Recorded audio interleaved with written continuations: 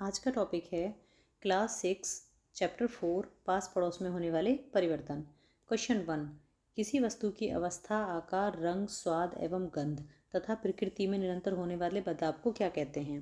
तो इसको हम कहते हैं परिवर्तन।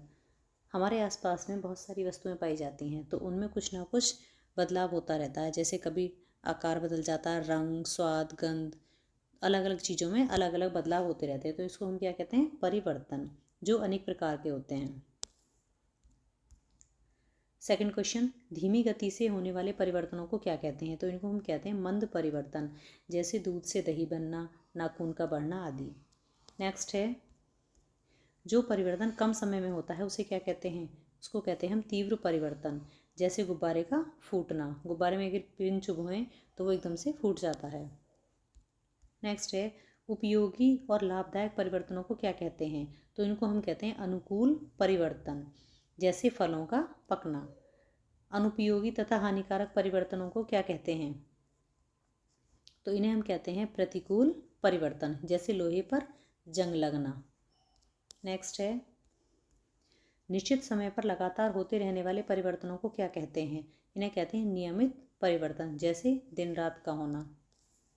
नेक्स्ट है, जिन परिवर्तनों का समय निश्चित नहीं होता है उन्हें क्या कहते हैं? अनियमित परिवर्तन, जैसे तूफान, बारिश, जो कभी भी किसी भी समय आ जाते हैं, उनका कोई समय निश्चित नहीं होता है। ऐसे परिवर्तन जिसमें परिस्थितियां उलट देने पर पदार्थ अपनी पूर्व अवस्था में आ जाते हैं, उन्हें क्या कहते हैं? उन्हें कहते हैं प्रत्यावर्तित परिवर्तन, जैसे रबर को खींचना। यदि हम रबर को खींचे तो क्या होता है? रबर आकार में बढ़ जाती है, लेकिन उसे छोड़ने पर पुनः अपने आकार में आ जाती है। तो इसको हम क्या कहते हैं? प्रत्यावर्तित परिवर्तन। नाइन्थ क्वेश्चन, ऐसे परिवर्तन जिनमें पदार्थ अपनी पूर्व अवस्था में नहीं आ सकता, तो उन्हें क्या कहते हैं? हम अप्रत्यावर्तित परिवर्तन, जैसे मोमबत्ती का जलना। नेक्स्ट है, जिन परिवर्तन में पदार्थ का रूप बदल जाता है परंतु कोई नया पदार्थ नहीं बनता, उन्हें क्या कहते हैं? भौतिक परिवर्तन। और भौतिक परिवर्तन में पदार्थ से नए पदार्थ बने हुए से पुराना पदार्थ हम प्राप्त कर सकते हैं फिर से, जैसे पानी से बर्फ़ का बनना और फिर बर्फ़ से पानी बनना। नेक्स्ट है, ऐसे परिवर्तन जिनमें एक या एक से ज़्यादा नया पदार्थ बनता है, उन्हें क्या कहते हैं?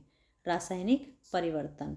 रासायनिक परिवर्तन में हम पुनः दोबारा पदार्थ नहीं प्राप्त कर सकते, जैसे लकड़ी का जलना। यदि लकड़ी जल जाए तो क्या मिलता है हमें? राख, और राख से हम दोबारा लकड़ी नहीं बना सकते। नेक्स्ट है, जो परिवर्तन अपने आप होते रहते हैं उन्हें क्या कहते हैं? प्राकृतिक परिवर्तन, जैसे वर्षा होना, आंधी आना आदि। मनुष्य द्वारा किए गए परिवर्तन को क्या कहते हैं? कृत्रिम परिवर्तन, जैसे लकड़ी से मेज और कुर्सी आदि वस्तुएं बनाना। नेक्स्ट है, जिन परिवर्तनों पर नियंत्रण नहीं होता है उन्हें क्या कहते हैं? अनियंत्रित परिवर्तन, जैसे आंधी, जिस पर हमारा कोई नियंत्रण नहीं होता है। नेक्स्ट है, जिन परिवर्तनों पर नियंत्रण होता है उन्हें क्या कहते हैं? नियंत्रित परिवर्तन, जैसे पंखा चलाना, जिसे हम अपनी मर्जी से जब चाहे चला सकते हैं और जब चाहे बंद कर सकते हैं। नेक्स्ट है, पेड़ों का वर्षों तक मिट्टी में दबे रहकर कोयला बनना तथा पाचन, श्वसन, उत्सर्जन आदि कैसे परिवर्तन हैं? ये क्या हैं? जटिल परिवर्तन, क्योंकि इनकी प्रक्रिया बहुत ही जटिल होती है। नेक्स्ट है, गिलास का टूटना कैसा परिवर्तन है? भौतिक परिवर्तन, क्योंकि गिलास टूट कर भी क्या रहता है? कांच ही रहता है। नेक्स्ट है, ज्वालामुखी का फूटना कैसा परिवर्तन है? अनियमित। नेक्स्ट, मोम का पिघलना कैसा परिवर्तन है? भौतिक परिवर्तन, क्योंकि मोम अगर पिघल जाए तो उसके बाद में हम दोबारा से क्या प्राप्त करते हैं? मोम। नेक्स्ट, मोमबत्ती का जलना कैसा परिवर्तन है? रासायनिक परिवर्तन। क्यों? क्योंकि हम उसके बाद में दोबारा से मोमबत्ती प्राप्त नहीं कर सकते। तो इसको हम और क्या कह सकते हैं? अप्रत्यावर्तित परिवर्तन, जो पुनः अपनी अवस्था में नहीं आ सकते। तो इन परिवर्तनों में एक परिवर्तन कई तरह के हो सकते हैं, जैसे दूध से दही बनना, तो इसको हम क्या कह सकते हैं? मंद परिवर्तन भी कह सकते हैं और रासायनिक परिवर्तन भी कह सकते हैं। तो ऑप्शन में इनमें से एक ही आता है, या तो रासायनिक परिवर्तन आएगा या फिर मंद परिवर्तन। आशा है आपको ये वीडियो पसंद आई होगी। Thank you.